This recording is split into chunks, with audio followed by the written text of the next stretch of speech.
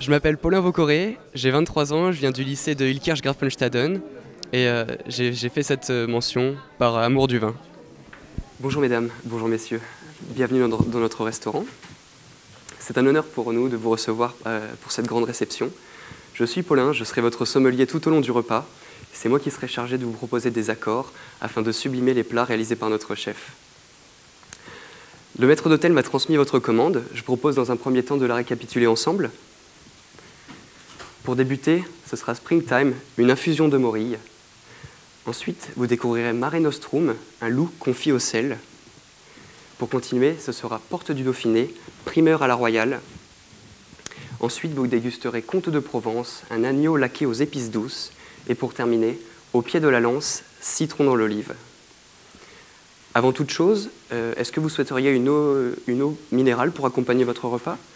Je vous propose une Vittel qui nous vient des Vosges, ou bien une Orezza, une eau pétillante minérale qui nous provient de Corse. Est-ce que vous avez une préférence ? Les deux. Très bien. Donc pour débuter, Springtime, qui nous rappelle une tradition du chef, qui est de proposer une infusion au début du repas, puisque l'établissement de M. Alano était anciennement un salon de thé et qu'il a souhaité perpétuer cette tradition. Je propose donc Springtime qui se compose d'une infusion de morille saisie, de petits pois et de noisettes du Piémont. Je vous propose de débuter avec une coupe de Montlouis-sur-Loire, une appellation du Val-de-Loire, par le domaine de M. Jacques Iblot, la taille au loup. Donc ici, on retrouvera les notes un petit peu champignonnées du chenin qui nous rappelleront les morilles de l'infusion. Une bulle tout en élégance et en fraîcheur qui viendra du coup tonifier un petit peu ce bouillon. Pour continuer, Mare Nostrum qui rappelle ici l'époque de l'Empire romain et la mer Méditerranée. Donc un loup confit au sel accompagné d'une sauce à la poutargue et de fenouil. Donc un plat avec des tonalités marines et méditerranéennes. C'est pourquoi je vous propose de rester sur la Provence avec un cassis blanc du clos Saint-Magdeleine sur le millésime 2013, un subtil assemblage de Marsanne, Clairette, Uni Blanc et Bourboulinque. Un vin qui rappellera les notes un petit peu salines et qui s'accordera de très belle façon avec le côté anisé du fenouil. Est-ce que tout vous convient pour l'instant ? Nous continuons donc avec Porte du Dauphiné. Donc ici, vous retrouverez un médaillon de poireaux, carottes et foie gras poêlé avec une sauce au jus de légumes. Voilà. Je vous propose, accompagné de légumes primeurs, un plat donc, qui appelle un vin festif. Et c'est pourquoi je vous propose la cuvée Le vin est une fête du domaine Eliane d'Arros, millésimé 2015. Donc je vous propose cette fois de partir sur le sud-ouest de la France avec l'appellation Côte du Marmandais en rouge, un assemblage d'Abouriou, cépage traditionnel du sud-ouest, de Malbec et de Cabernet Franc, un vin que l'on prend plaisir à boire avec une belle texture et un bel équilibre pour accompagner ce plat très élégant. Pour continuer, Comte de Provence, un agneau laqué aux épices douces, ici, donc la race Comte de Provence d'agneau qui rassemble 250 producteurs du sud de la France. Je vous propose deux alternatives. Dans un premier temps, partir sur la vallée du Rhône et l'appellation emblématique Côte Rôtie du domaine Stéphane Augier sur sa cuvée classique, une syrah très élégante, ou bien de partir plutôt sur le Languedoc avec l'appellation Pic Saint-Loup, en rouge bien sûr, et le château de Cazeneuve avec leur très belle cuvée Sang du Calvaire, une cuvée qui pour moi reflète tout le savoir-faire et le travail de ce vigneron. On est sur un assemblage donc, à dominante de Mourvèdre et de Syrah, un vin avec une belle structure pour accompagner ce plat très fin. Un vin également qui rappellera les notes fumées et grillées de l'agneau, ici, puisque c'est un agneau ici qui sera proposé fumé avec des herbes de garrigue. Voilà. Nous en arrivons donc au dessert. Au pied de la lance, Donc citron dans l'olive, un dessert très bien travaillé autour de l'acidité et de la rondeur. Un dessert qui se compose d'une coque de chocolat blanc et de beurre de cacao avec un insert au citron et un croquant d'olive confite. Je propose cette fois-ci de partir sur l'Alsace pour terminer avec les vendanges tardives du domaine Muret sur leur célèbre clos Saint-Landelin, un domaine qui accorde beaucoup de patience et d'amour à leur Riesling, ce qui leur confère une réelle droiture. On retrouve une très belle justesse dans ce vin. Donc sur le millésime 2008 cette fois, vous pourrez retrouver dans ce vin les notes d'agrumes confites, le citron notamment, qui fera un très joli parallèle avec ce dessert. Donc un accord pour terminer avec un petit peu plus doux. Je vous propose, messieurs, dames, de récapituler ensemble nos choix communs. Donc, pour débuter avec Springtime, ce sera une coupe de Montlouis-sur-Loire, du domaine de la Taille au Loup. Avec Mare Nostrum, vous retrouverez un cassis blanc du clos Sainte-Magdeleine, millésimé 2013, donc une appellation de Provence, pour un accord plutôt régional.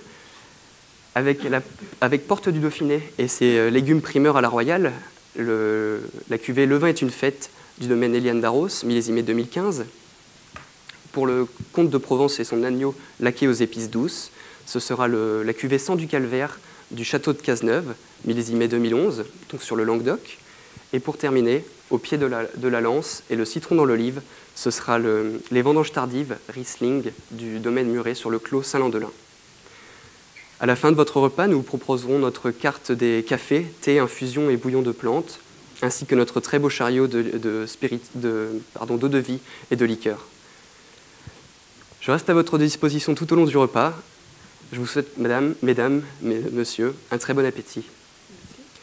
J'en profite juste pour rappeler à monsieur en anglais de quoi sera composé l'ensemble du repas. You will start with the springtime, which is a mushroom infusion with a sparkling wine from the Loire Valley, Montlouis-sur-Loire, from the estate La Taille au Loup. To continue with Mare Nostrum, I suggest you an appellation from due to the red fruit nuts in the wine and the powerful and the sucrosity of the wine. Okay, thanks a lot. You're welcome. Merci. Bonjour. Bonjour. Alors, décantation d'un vin sujet à une présence de dépôt Très bien. et son service, sans commentaire. Très bien. Bonjour madame, bonjour messieurs.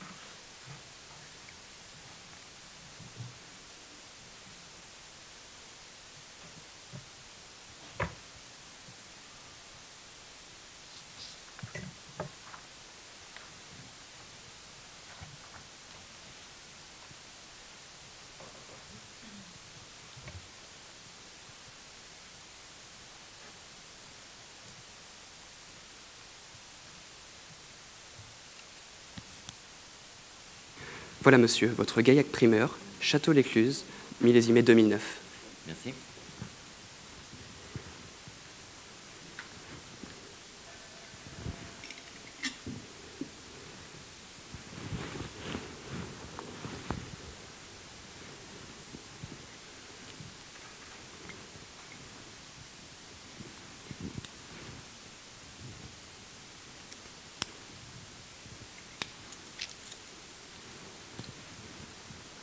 Bon, sans vouloir influer en rien sur la note des jurés, je rappelle que Paulin a quand même malheureusement eu à subir la panne d'image et de son et qu'ils l'ont probablement un petit peu stressé. Voilà, il en sera peut-être tenu compte dans les notations. Merci.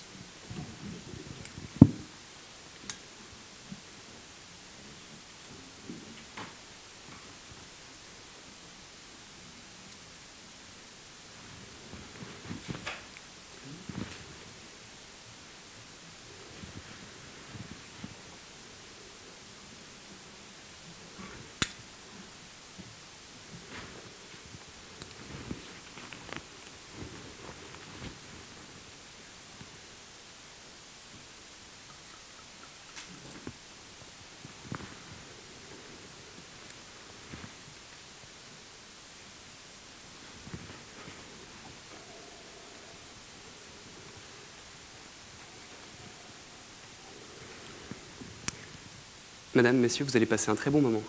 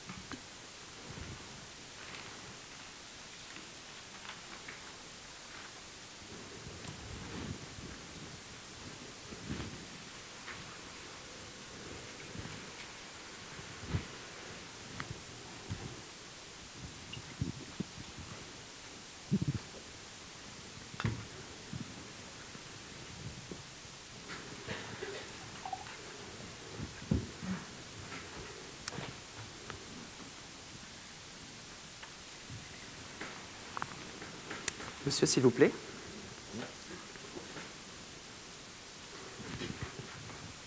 Très bien.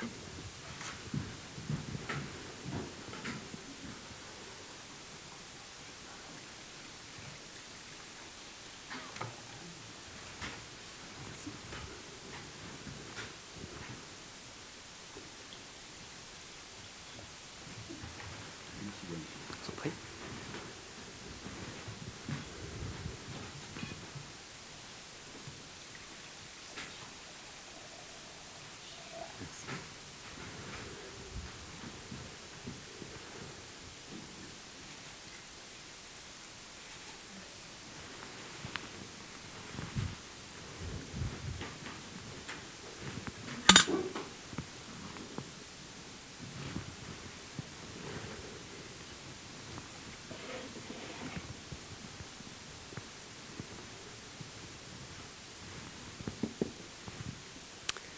Je vous souhaite, madame, messieurs, une très bonne dégustation.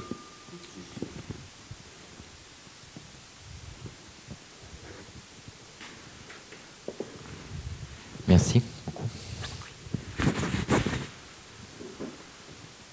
Paulin, il vous reste un gros tiers de votre temps, ce qui, du point de vue général, est confortable pour Très le bien. dernier atelier. Merci.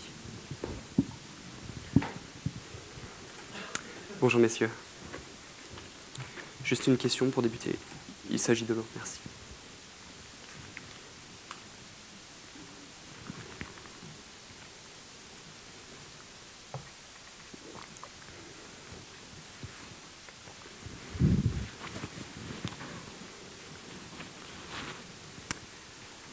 Je vous propose de commencer la dégustation avec ce vin blanc. Donc, ce vin présente une robe or pâle au reflet argenté. Il est limpide, clair. Je reviens très légèrement trouble.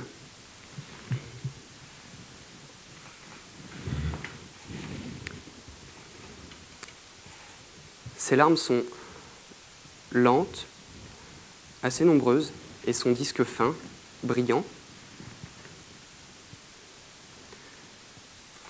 Il peut s'agir d'un vin déjà sur l'évolution.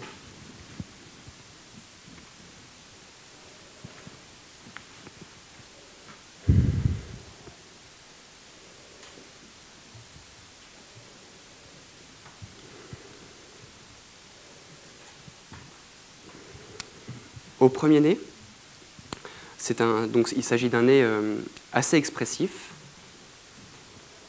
plutôt complexe.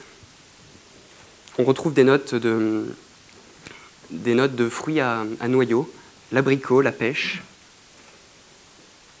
C'est un nez assez plaisant.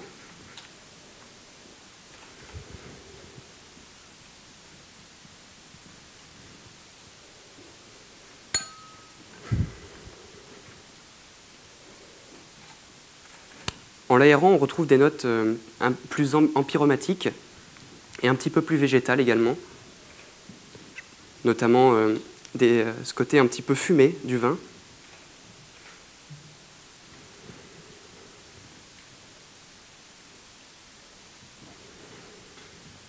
Et d'un point de vue végétal, je pense au buis notamment. C'est un nez qui s'ouvre, un nez assez plaisant.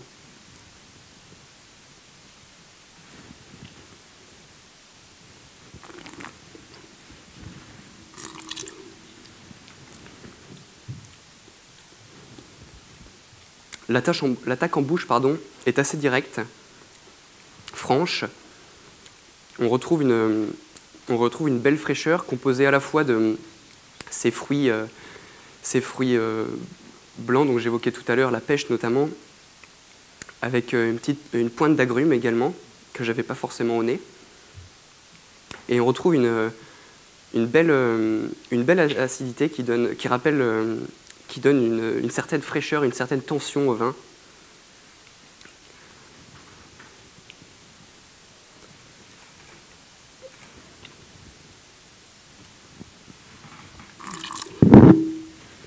Excusez-moi. Le vin manque légèrement d'équilibre. On aimerait que ce fruit se fasse un petit peu plus présent. La fin de bouche est longue, autour de 4-5 caudali. Et c'est un vin qui demande encore à s'ouvrir. Donc, je conseillerais de garder ce vin encore 2 à 3 ans. Il pourrait nécessiter un carafage éventuel pour révéler un petit peu plus ses arômes, savoir qu'est-ce qui se cache derrière ces côtés un petit peu fumés. Au niveau du service, je recommanderais de servir ce vin entre 8 et 10 degrés. C'est un vin que je prendrais plaisir à accompagner avec une terrine de homard aux petits légumes pour rappeler ces côtés un petit peu minéral, salin au vin et lui donner un petit peu plus d'épaisseur en bouche. Et pour proposer un autre accord, partir cette fois plutôt sur un poisson avec un turbo breton au beurre blanc accompagné d'un écrasé de pommes de terre pour donner un petit peu plus d'épaisseur encore une fois au vin, mais rafraîchir le plat.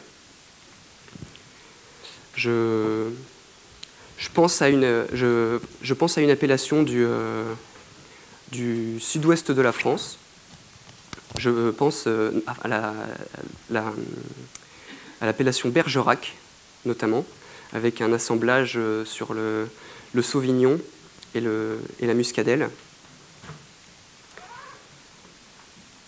Je vais vous synthétiser maintenant cette dégustation en anglais.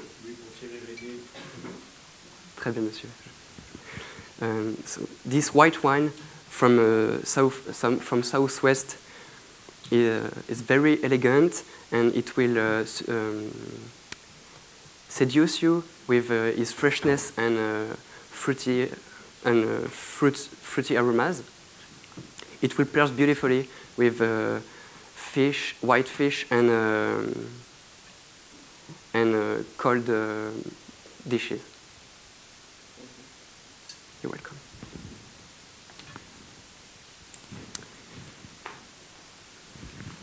Je propose de continuer avec le vin rouge.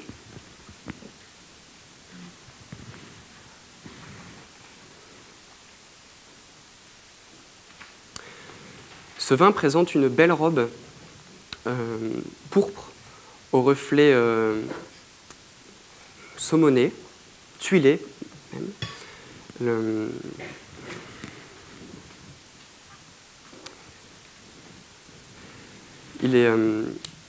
Il est limpide, net.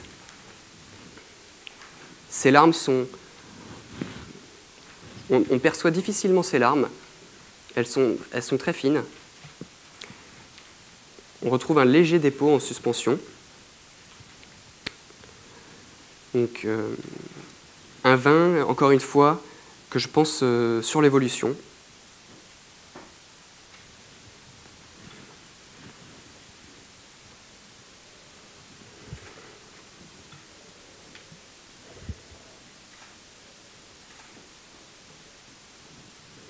Au nez, on retrouve des notes fruitées.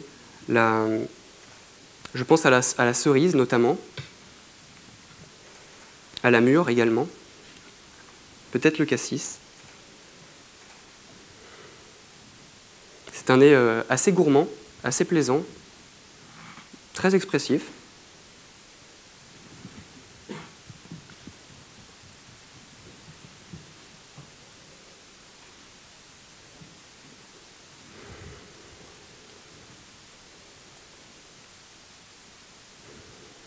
En l'aérant, au second nez, on retrouve des notes un petit peu plus champignonnées. C'est un nez donc qui nous confirme qu'il s'agit d'un vin qui a déjà vieilli un petit peu.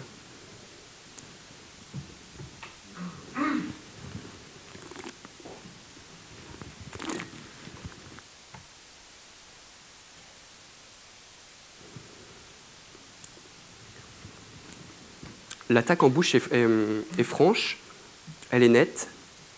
On retrouve une belle matière en bouche, une belle mâche, avec toujours ce côté fruité du vin très plaisant. Les tanins sont encore bien présents eux aussi. Ils sont relativement secs. C'est un vin qui a une belle structure, encore bien équilibrée.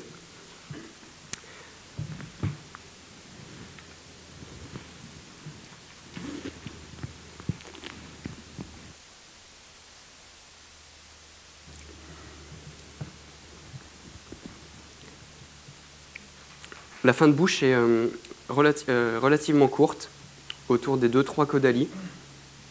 Et c'est un vin qui me plaît.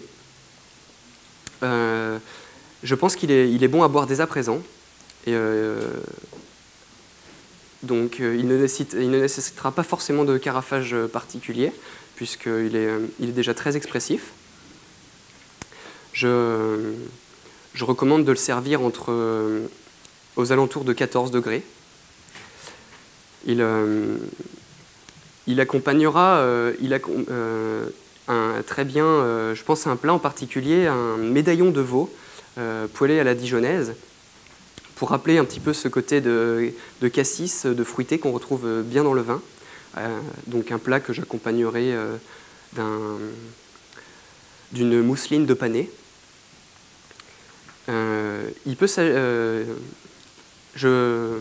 Pour identifier ce vin, je pense à la Bourgogne. Donc un pinot noir pour moi. Une appellation plutôt du nord de la Bourgogne, je pense à Irancy. Et au niveau du millésime, 2011 me conviendrait. Paulin, il vous reste normalement 1 minute que je porte à 2 dû à la panne de courant. Voilà, mais il va falloir conclure. Peut-être un mot en anglais, l'identification des spiritueux. This red wine is very elegant with a beautiful structure. The red notes will seduce you, and I suggest to pair this wine with a red meat. Thank you. Je rappelle que vous avez juste à identifier les 2 breuvages qui vous sont proposés dans les verres.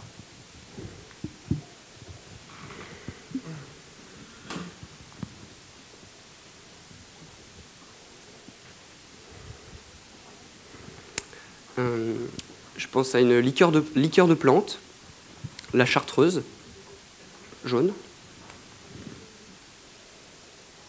Et je pense à une eau de vie de baie, un gin. Merci beaucoup. Merci Paulin. Vous allez pouvoir rejoindre vos camarades.